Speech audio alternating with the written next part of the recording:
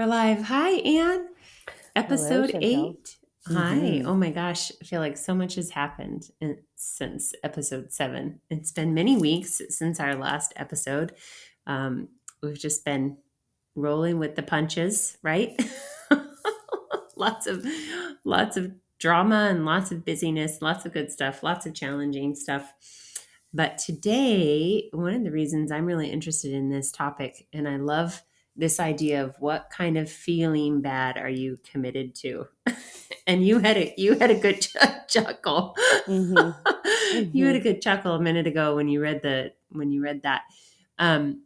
Is because if we're going to just dive right into real life riff, this is something I've really been working with in the last couple of weeks is getting to an absolute like overflow point of like I am just not willing to feel shitty.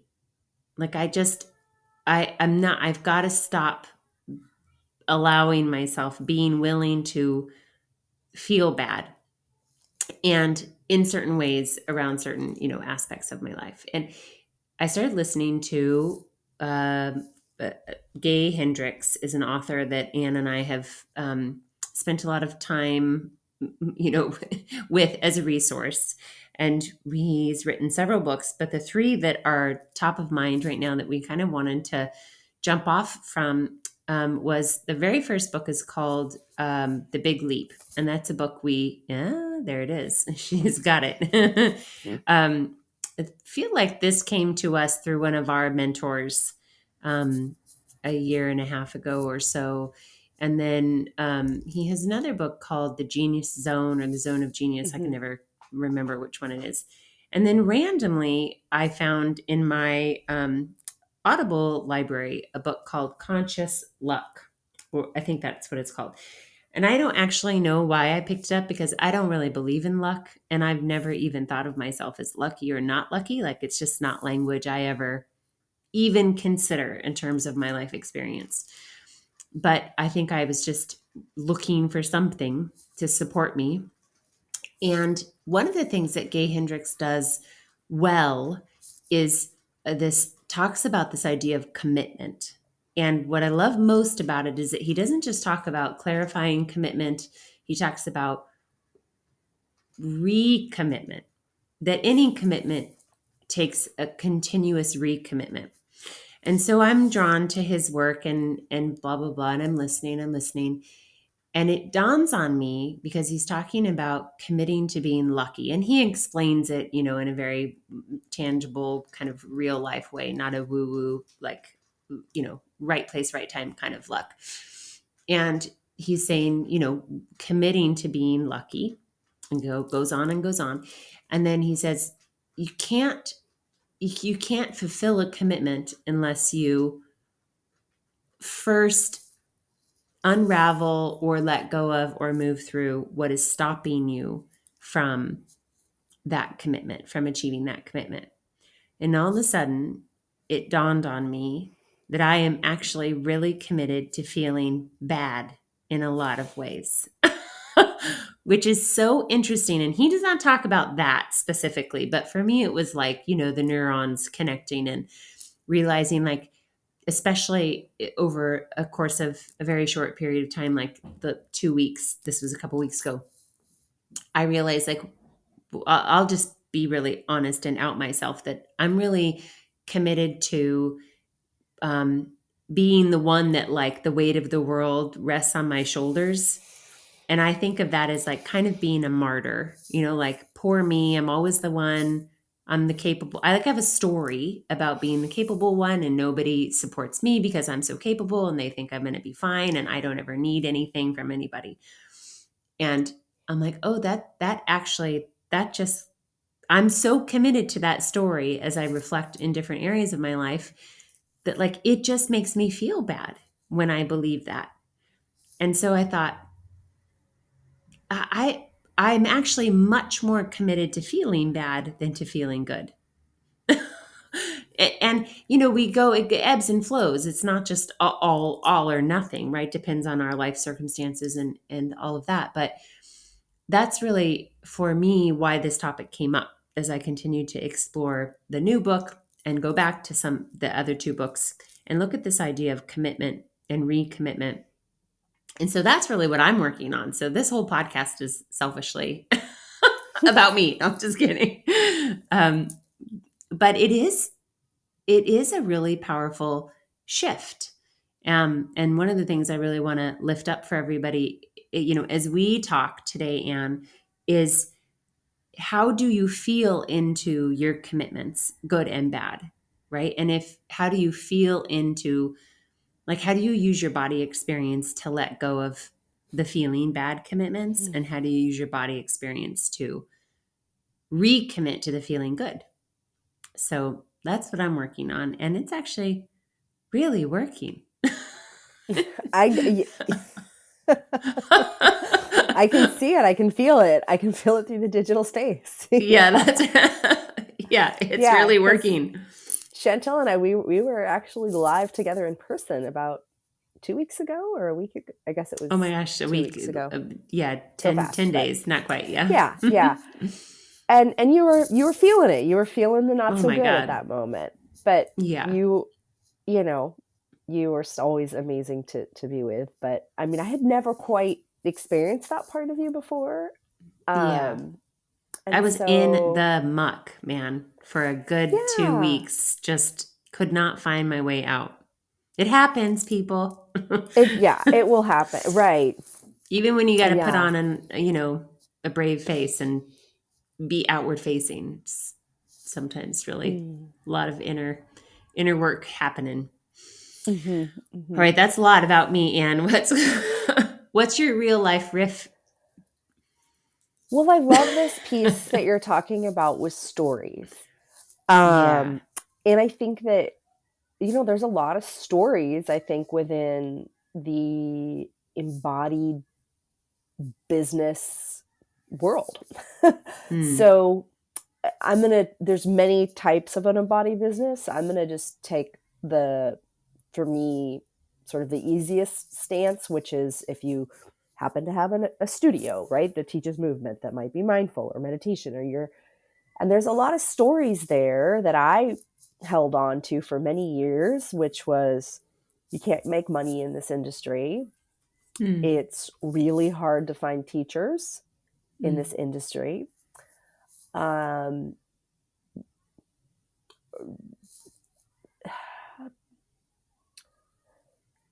There's so much competition. Like, there's a lot of story around that. I think it's a lot of times, hard. Yeah, it's hard, and it's scarcity minded. And the only way that you make money in this industry is if you're a greedy studio owner, or if you throw your desire for good client results out the window, or there's no way to kind of find that balance. And it's really funny, like, as I think about that, as challenging as it is to find teachers, I have had a very, very good time finding them. I mean, and we've had a labor shortage even pre-COVID in the county that I lived in. So, people talk about it now, but I'm like, we're at 2% employment in the county that I was in California, which is Sonoma County, in like 2018. I mean, it's been hard for a very long time. And I've always been really committed to saying, I really want a good team. And this is after, I think, a story which many of us have had in this industry of really having a very, very bad experience. And so how do I change this with a private contractor that left me feeling, well, I'll tell that story. I'll make it quick, but I was back do east. it. Yeah. I was back east. I was getting my master's degree, and I was, at this time it was 2010, and I'd run the studio since 2002, and I'd had a teacher who had been a client for many years. I had worked with her. I'd taught her teenage dance students Pilates. Then she became a teacher at my studio. I trained her. Like, I gave her discounts and deals because she was a dance teacher who couldn't make a lot of money. right? Like all the things, right?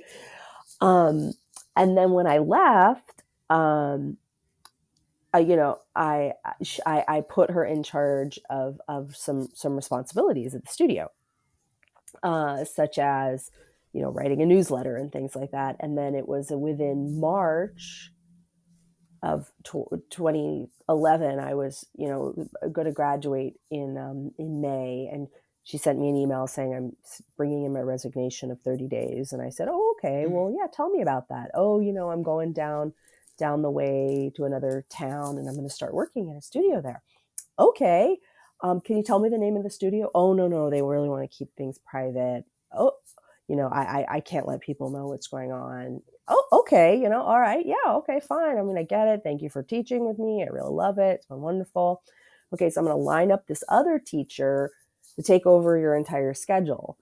Okay, good. Because all the students are going to transfer to this other teacher. Well, I think it was, I don't know, the night that they were to show up, I get a call from the other teacher saying none of the students are here. And then I said, okay. And so then I called the student, and the student said, oh, yes, excuse me. The teacher said that you were going to call. And, but yeah, she's teaching out of her home right down the street here. And we all went with her. And I just was like, I'm 3,000 miles away. She just took, I don't know, 40% of my studio revenue. I'm trying to focus on graduating. And she was not only a teacher, but I trained her and like gave her so much. It was just, heart ripped out on a plate, and just, and here I am trying to be an experience of like growth and like, and having a very positive. And so I know I'm not alone. I know that's a really Yeah, it's such a yeah. common thing in this industry, Well, and I want to common, sympathize. yeah. I want to Probably in just many say, industries. yeah, well, let's just pause. Just like, let's put brackets in here for a second. Yeah. It's common enough, but it's actually not that common. And here's what I think happens is it is so heart-wrenching. It is so like feeling taken advantage of. It is so Mm-hmm. difficult, and that it holds so much weight and so much space that it is what we all talk about with each other. But I actually do not think it is as common as it feels like, because there is just so much emotional valence to it, right? Like Yeah, because I've had many other amazing instructors who've left on the most amazing terms. gracefully and with Yes. respect. And that's it. That's the thing. Like, I'm going to let you finish, I promise. But it's like, are we committed to the belief that people are crappy and dishonest and greedy? Or are we committed to like, maybe what is more true is that people are really good and generous, and maybe she just was unskillful and ill-equipped, and like feel like, sorry for that. That sucks. It must suck to live your life that way. But I really think it's interesting how we end up committed to those kinds of stories. It's Mm-hmm. because they're so difficult. It's like going through a bad breakup, or somebody, I mean, just being unjust or dishonest is really heartbreaking. And so it's fascinating, right? Because for me as a studio owner and a mentor of teachers from all over the world and country, it's like I hear it on occasion, but it is not the prevalent story. It just Mm-hmm. happens to be the one that, if it has happened to us, we're really committed to. And this is maybe a topic for another podcast, but you and I both know the the literal like emotional weight and weight in the brain of something that is strongly emotionally charged, right? That's the emotional balance, and how it gets plugged into our implicit memory as something that is much bigger than everything else, right? So how we are emotionally experiencing a thing will take up more room in our brain or less room, and so it becomes a way of like our compass, right? Which I find really fascinating. But in any case, that's a whole different topic. Damn amygdala. I know. It's the thing that it is fear based that heightens your memories if it's triggered. Yeah. Yeah. But Yeah. We should definitely be talking about that at some point. yeah, I just feel like so that story, that was a hard story for me to like. I'm going to be taken advantage of again. Again, I was a young Yeah. studio owner. This woman was not of my generation. I'm going to keep getting taken advantage of because they don't like a young studio owner telling them what to do or having more, I don't know, power. Like there was just a lot of stories that I had Yeah. A around lot. that. And Yeah. yeah, it was hard for me. But then I think too, like that's not the case anymore. I have an amazing team that I absolutely love and adore. And that came from saying, I'm committed. This is a commitment. I'm committed and recommitting to building a good team because I am just not going to tolerate that again. And I don't think, partially to what Chantel was saying, I don't think our industry is full of a bunch of people like that. Yeah. We just Uh, need to call in the people and get clear on what it is that we want and commit and recommit. And so part of the yes. way that I did commit to that is I actually sought out a business coach that specialized in team building because I was Yes. like, I I don't want that again. And Yeah. I haven't worked in corporate America. I have never taken a team building course. I have no idea how to build a team. Like I want to do it right. That's just kind of the way I'll let me go learn about it for a little bit. And I've implemented a bunch of strategies and it's awesome. Yeah. And I feel like I could almost pinpoint um the shift, in you and your Yeah, like because we were working together. yeah, your dedication to like it can be different. And I'm gonna be proactive and I'm gonna be active and I'm this the action that we take it is the second part of the recommitment, right? It's not just the feeling of the commitment and the recommitment and choosing that, but it's the action then that we take. And I remember, I mean, I feel like I've had the honor of watching you grow and build your team, and the way that you nurture them and the way that you prioritize them has really been very meaningful. Oh, I have a colleague, you and I have a colleague who also happens to be one of my dearest friends in the whole world, who was in the yoga industry for many, many years before she was, now in a different industry, massively successful. I hope that we'll have her on the podcast at some point, Corey Martinez. Some of you have worked with her through us in the master's program, the fellowship, and whatnot. But I remember uh, this same conversation with her, like being burned by teachers and really feeling committed to the story or the feeling that people were going to always put themselves above the community or be dishonest or not leave gracefully. And I remember I've always been oriented toward team building. And I did that in my studio, my second studio, the large studio. And I always just really felt committed to creating a culture of inclusivity and generosity and education. And I remember having early conversations with Corey, um, and it was a real difficult buy-in for her to feel like that was something that could happen, um, because she was really committed to these experiences reoccurring that she had had with teachers who were not of that mind, who hadn't done things well and had not been graceful about their exiting or transitioning. But I think it's just to say that I think this is a thing that we struggle with, particularly in the movement industry, health and wellness, because we are often very much client based. But it's not exclusive to us by any means.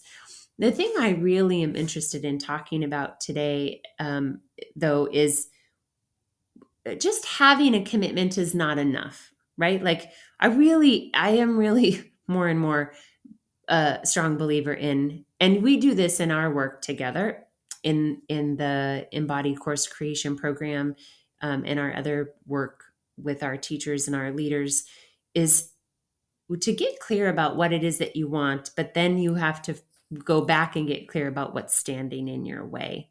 And I think Mm-hmm. that's why I was oriented to understanding or experiencing for myself, like, oh, the reason I don't feel good is because I'm committed to this inner dialogue of self deprecation or self judgment or being the martyr or not feeling supported. And it's like none of those, all of those things are just in conflict with how I actually want to feel. So no matter how much I say I'm committed to feeling differently or achieving something, there's very low likelihood that I'll get there if I am holding an opposing commitment that is habitual and more rooted right over time that I've been practicing for a long time. So for me, and this is one of the things I love about Gay Hendricks' work is that it's very much uh, he always brings it back to the body, and he always is Mm-hmm. offering body centered like inquiry to test or um, confirm right whether we're on the right track. And with commitment, I think this is really powerful. And we had a call with our UDL expert, Universal Design for Learning. We have an expert that we work with who we are also hoping to have. Actually, we'll have her on the podcast in June. June. Yeah, Yeah. just a few weeks. Um, she was sharing a clip with us that had to do with motivation engagement in movement specifically, because she was showing it to our movement teachers, and I remember thinking, what I really want this person to say, the educator, is how do I feel? How is it that I want to feel about my choice, right? Like I'm choosing to work out and sweat and work really hard, and I might give up, but it's the feeling I'm committed to having by working out that I really want to be in touch with. So I think it works a little bit like this. Taking time to feel the commitment to feeling bad. Like what are your most frequent negative experiences, right? What are the negative beliefs or thoughts or stories that you have? And if you're listening to this, you've probably familiar enough with this kind of inquiry that it wouldn't take you long to write a few things down. And if you're listening on replay or on iTunes or Spotify, pause and just take a second and notice, like, yeah, what are the reoccurring stories that maybe you hear yourself telling somebody else or saying to yourself? And then how do those things feel in your body? Like I'm really clear. Like I have three main points of like stuckness in my body. It's my throat, it's my chest, and it's like my deep low belly. And those places in my body that hold different kinds of negativity, right? Or negative stories. And it's important, I think, to allow yourself to feel that, because it's like this, right? And you know this in motivation science, we talk about something called discrepancy. And so what motivates us intrinsically, internally, right, from within ourselves is having an experience of where we are, and then also having an experience of where we could go, or so that's point A and point B. So the difference between the two, like the stronger the difference between point A and point B, the stronger the motivation. And so that's something I've been working with in the last few weeks, is like I can identify just, and I've practiced it, right? It's not always easy at first. And taking pen to paper is often really helpful, right? To write down, like, what are you experiencing? Is it vague? Is it, shallow? Is it kind of diffused? Or, um, and does it get more poignant or more clear over time as you check in? But when you're having a, a negative experience, name a thing, right? Anxiety, frustration, irritation, annoyance. Those are the ones that are always at the top of my list. Um, what does it feel like in your body? And then are you like holding on to that? Like keeping a hold of that? Because I do that, right? We all do that when we get like, I get like that, particularly around injustice. When I feel like somebody has done me or somebody I love an injustice, I hold on to that really tightly. because I keep reliving it, right? I keep telling the story. I tell everybody I know this thing happened, and my body, I can like feel my body suffering because I'm like every time I tell the story, I'm like recommitting to feeling badly. Does that make sense? I feel like that I wish I was in front of an audience of people who could nod their heads and tell me.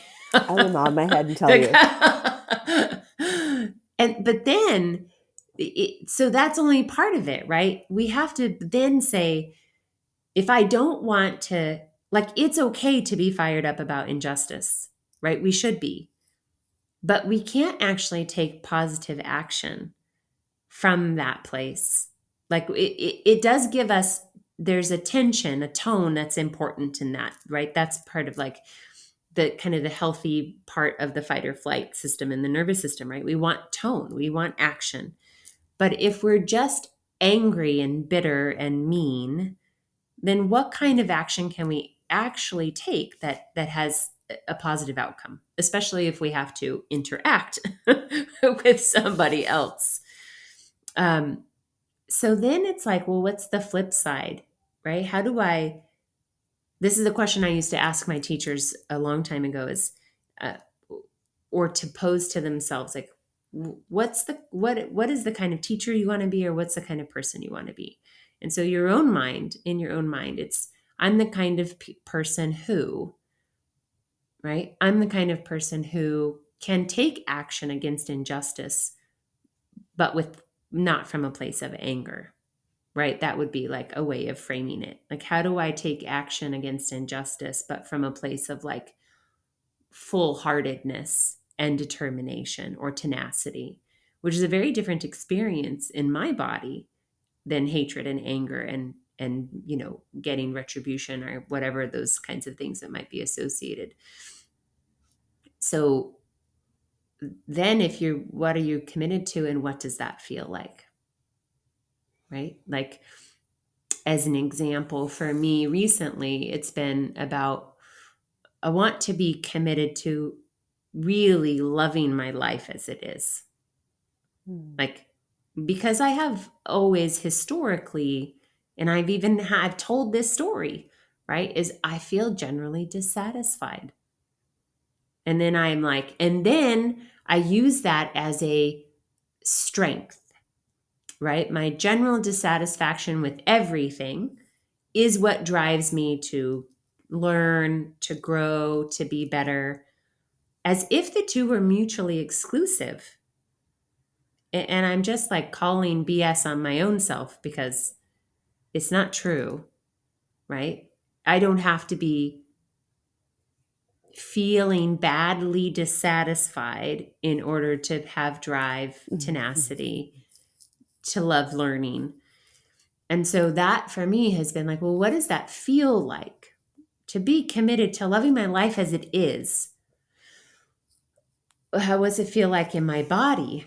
Because then when I'm having the opposite of that, I can then tap into a different feeling experience. Because I don't know about you, but it's often easier for me to change the experience in my body than it is to change my mind, right? I can't just decide. Like, it's not really, I mean, it is and it isn't. Well, I It's just think you off. want I would say you want the flexibility, right? Yeah.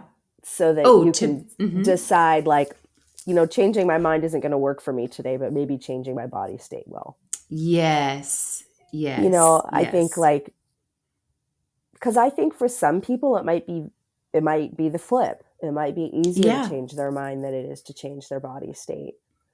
Um, and I And maybe love that. depending on the situation, Right. the Yes. Depending context. on where you are in human development of your life, like what's going on and how stressed you are and all the things. Right. And so, Mm-hmm. Mm-hmm. yeah, I'm always looking like for how can we make things go both ways. Right. So Yes. You're I so good love at that that. yeah, I'm like oddly, for some reason, I'm just drawn to that. But I love how you're really describing a good way of discrepancy there. You're like, Mm-hmm. if I, so I think too, because Gay Hendricks talks about that. He talks about that many of us have an intolerability for feeling good. It's Yes. hard because we have these stories that we've created because, and he talks about when you're young, you might have a bad thing that happens or an Mm-hmm. experience, and then we develop a story around it. And so when we feel bad, then we take that story with us, and it adds and it morphs and it shifts sort of through the years. But there's a core to it, right? Mm-hmm. Um, and I feel like with the discrepancy, and I think I'm getting this idea from his book because it's been a little while, but I think, or if nothing else, you reminded me of it. But he talks about like tolerating feeling good. Like, how are you able to tolerate the joy, and how can you extend your It, feelings of joyfulness? And yes, so, expanding. Mm-hmm. yeah, expanding them. And so, you were just jogged my memory of all this, and like I remember I was explicitly trying to do that with my kids. And so, we were feeling joy, and we all have family histories and stories, and I think that there's a little bit of a story in my family to, oh, well, joy might not last, so let's put a lid on it. Ah, you know yes. I think and that's so probably common. I yeah, I'm sure other people have experienced something like that. They have seen other people experience that. So I'm like, I don't want my kids to have that sensation around joy. So how can I, when we're in joy, like, let's stay in the joy. Mm. um and for me, that's a little more challenging. I think it's a little easier for my partner, my husband. He's like just Mm. in the joy. um but i I i think it's i easier for men in general. I mean, not to be, or anybody with lots of testosterone. I mean, not to be gender biased, but I really, my personal experience is that that side of the gender spectrum, they often, it's easier for them to stay in that space because they're not worried. I don't know. That is my personal experience of the difference between men and women. Um, yeah. So I'm just trying to think about like this way of how can I, because when I'm supporting them staying in joy, I'm absolutely supporting myself. Because yeah. I want more joy. Like, I want to extend that feeling of, because first off, like, there's the first feeling you have of joy, right? It first comes up, and it's like, I think with most feelings, like it emerges, right? It's an Hmm. emergent effect, and all of a sudden you're having the feeling. And Hmm. then you're like, oh, well, how long can I stay in this feeling? And I think Mm. like it's very easy, like, to stay in like rumination, right? To have a feeling and then like keep having all these thoughts that extend the feeling of distress or worry, and to say, well, how can I extend this feeling of joy, and to understand that it's going to feel uncomfortable and unnatural to extend that feeling of joy, even if I'm feeling almost like I keep I'm talking about Mary Kondo or something. Um, but the point is that, yeah, like, and being okay with tolerating, or I think of Amy Cuddy and like fake it till you make it. Like, Hmm. when I'm first extending joy, I'm like, okay, I'm thinking about the joy and I'm consciously thinking of extending it. So is this really joy? No. But my children are clearly experiencing joy, right? They're extending their joy, right? So it's like I have to be okay with that process. And yeah, and we see it when our clients leave the studio, or you feel it in your body when you've had a great workout, Yeah. or you're leading your team and you've had this awesome meeting where you're going to get a bunch of stuff done, or you've accomplished something, or that sense of joy is something that I think it's important to tap into it in our bodies. And I think, again, from that Pilates perspective or from a movement based perspective, a lot of times we might say something like, well, how's your body feeling today? Mm. And I feel like 90% of the time, when I used to ask that question, I was generally asking it from, tell me what's wrong in your body today, versus Mm. share with me what's right in your body today. Ooh, what a great thing to tease out. I was going to say we're asking it typically, if you're a movement educator, you're asking it often from a musculoskeletal perspective, but rather than an emotional kind of a nervous system state or state of being Hmm. perspective, which I think is Hmm. also true. But I think you totally hit the nail on the head. I think we're expecting the onslaught of like the bullet pointed list of what's not going well. Well, my elbow's acting up. I slept weird on my head. It's like, okay, and now I'll design my workout to support the problems. Yeah, and isn't that interesting? I want to go back to what you said on Hmm. it's like when because we are taught whether through like explicitly or when it's nurtured in us culturally or societally that joy with nothing lasts, right? And we tend to hammer on like nothing good lasts, joy doesn't last, Hmm. blah blah Hmm. blah, this kind of perspective. And so if you're having joy, it, all of a sudden, what interrupts joy is the fear of the loss of the joy. And just enter any positive experience, right? But it's interesting because there's a parallel too in what you just said when we even though we're like the uplifters, we're the educators, we're the like I help people's bodies feel better, or I help them feel better in their lives, or I help them feel better in their work, or in their businesses. There's still like we're still orienting ourselves around tell me what's wrong and let me help you solve the problem, let me fix it, right?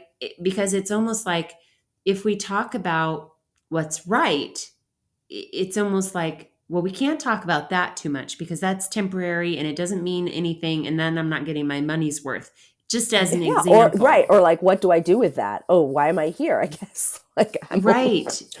Right. Like joy is Mhm. not enough of a motivator or something because, it's not something to be changed or fixed. But this idea of like immediately having a positive experience and then potentially that positive experience being hampered in some way by the fear of the loss of it.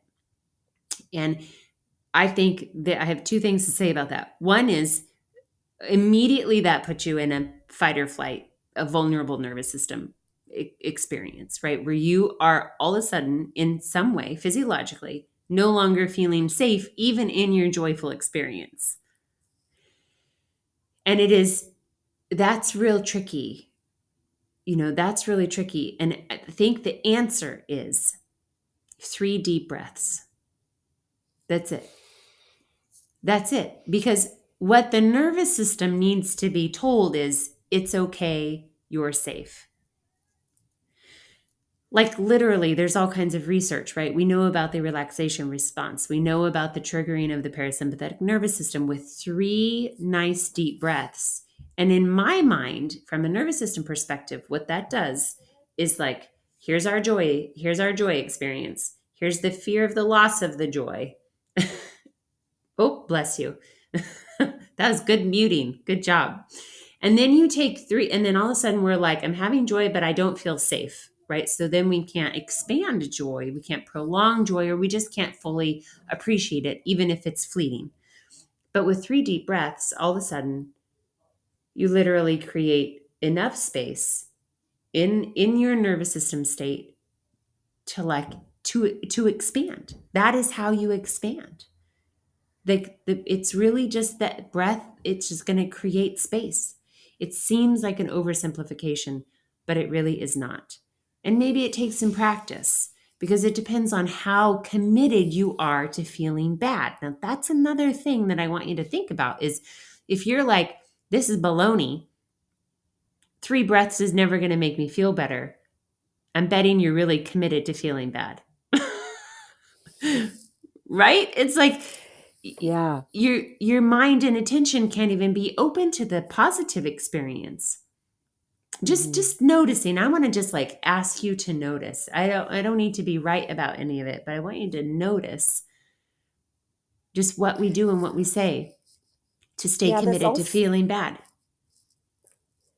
yeah, so I'm thinking this in relationship to chronic pain, and this is something that I've worked with in my studio for many years, and Mhm. also something I've experienced personally. And it's not, there's a lot of nuance to, well, are you, it's not, I'm not making the argument, are you committed to your pain? But I do want to tease apart some of the things that people say. So sometimes like there's a very large saying within the pain management community of creating positive movement experiences. And when you have a positive movement experience that is outside your a pain state experience, then then that creates the discrepancy so that you believe, well, you don't always have to feel this way, whether the feeling is musculoskeletal or the nervous system state around a bad feeling of nervous system, of the bad musculoskeletal system feeling. But that's all blended, right? Because if you're at a higher stress rate, your pain rate's going to go up, right? Because of Mm-hmm. but I'm mentioning something called the biopsychosocial model of pain. But I just want to circle this back to a positive movement. So you'll hear this many times with people within the pain field, um, allowing your students to have a positive movement experience. So A, that works because of the discrepancy. Mm-hmm. But B, we want to make sure from an educator standpoint that that positive movement experience is translated outside of their time with you.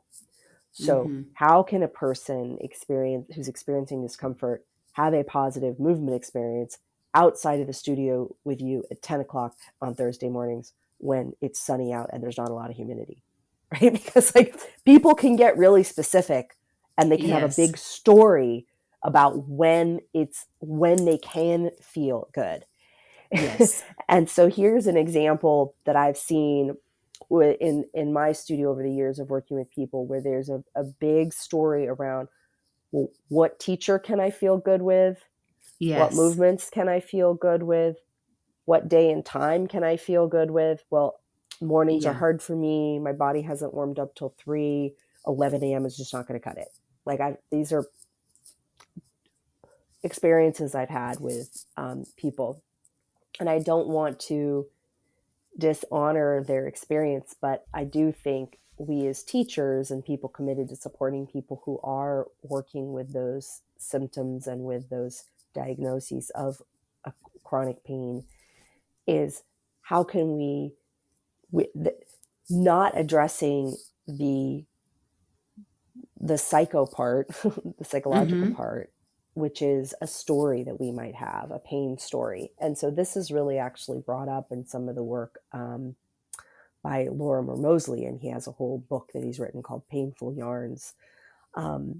But there, you might never have pain and might never have discomfort in your body, but you also you may have like insidious stories that Mm-hmm. allow you to stay in a place of commitment to Mm-hmm. lack of achievement or lack of opportunity due to XYZ factors in your life. Mm-hmm. And so we can see it a lot of different ways, personally, professionally. Um, and a lot of times Physically. the body is holding the answers, right? Or at least it's telling us, right? And so Mm-hmm. are we paying attention to when are things feeling good and when are things feeling, can we tolerate joy? Can we tolerate joy in our body? Can we tolerate joy in our body outside of our teacher's watchful eye? Mm-hmm. Um, yeah, big questions. Yeah. It's just making me think of the thing that I have often said, especially in the nervous system work, is like that there are some things you just can't think your way through. Mm-hmm, mm-hmm, For me, the realization recently is like, I don't want to think about it this way. I don't want to believe this story, but I don't know intellectually how to not think that or believe that. And I think that's particularly true when we are stuck in some kind of, you know, whether it's emotional pain or it's physical pain, right? With pain story or pain cycle, it's very difficult. But what is the entry point then for you to create that space? For me, it was I can just take a moment and start to identify how I want to feel in my body differently. Because the body experience in those couple weeks for me was really intensely negative. Um, and I think that's where it started was I don't know how to stop the thinking, but I can shift the body experience. And when I was able to shift the body experience to a more pleasant one, or locate, right? It's not even really, let me offer this. It's not about like morphing something. It's about, we're not, it's like non-dualistic, but we're holding the experience, like multiple experiences all the time, right? So how can I find a seed or an inkling of a positive body experience, and then can I breathe into that, and can I expand that, and then maybe I give it a name. Maybe I can identify it as peace or joy or quiet or calm. And I know that in my work that I've done with folks, sometimes it's like searching to find a positive experience in the body is not possible. So we look for a neutral experience, right? And then we see if we can expand a neutral experience. So it's a vagueness, it's an openness, it's a not good, not bad. It's just I'm aware of there's a space in my body that is not hurting or not feeling emotional pain. And then and then really 3 deep breaths. It's the beginning, because not only does it start to shift, like physiologically, very truly start to shift the nervous system, so that the nervous system begins to feel safer, then we're just creating more room for a different state of experience, whether that starts in our mind or that starts in our body. So this is such a rich conversation. Let's recap really quickly. The author's name that we're highlighting today is Gay Hendricks, and has the Big Leap book. He wrote another book called The Genius Zone. I could not have that right. It's the zone. I think it's called The Genius Zone. And then another book that we've talked about today is called Conscious Luck. That's the book I'm listening to right now that I'm really enjoying. And the invitation for you all today is just to begin to notice, whether from an intellectual perspective or a body perspective, whichever comes first, but both. What are you committed to? Like, how are you committed to feeling bad? And how can you commit and recommit consistently to feeling better, differently, right? And so I'd really love to hear what your thoughts are. And you can, if you're watching live or you're watching on replay in the Facebook group, you can drop us your comments and questions. You can also reach out to us.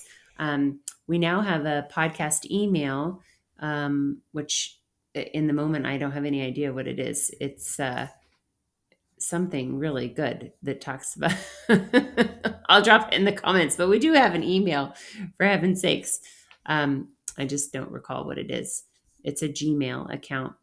I'll post it, and it's on the website. But let us know what you're thinking about this, and what your experiences are. And if you have any additional insights or resources, we always love to expand our own learning and our perspective. And as always, just appreciate your time and kind attention. Thanks, Anne. This is fun. Thank you. Yeah. It's an awesome, It's good to connect. I know, such a great topic. All right, everybody, take good care. Well, as always, we'd like to say a big thank you for your time and attention. We know how precious it is. We love hanging out with you and serving this amazing community of inspired leaders and educators who desire to make a bigger impact and bring their whole selves to this awesome party. We hope you are leaving feeling a little inspired, refreshed, maybe even excited, and a little bit giddy. The absolute sweetest and most powerful thing you can do to support this not-for-profit, minimally sponsored podcast is to tell us how much you love us. And there are a couple of ways you can do that. You can leave us your comments and reviews on iTunes or YouTube. Both are better. And if you didn't know we have a YouTube channel, now you do. Or by sending us the occasional love letter to embodiedbusinesspodcast@gmail.com. Until next time, we hope you'll keep asking, how do I want my business and my life to to feel.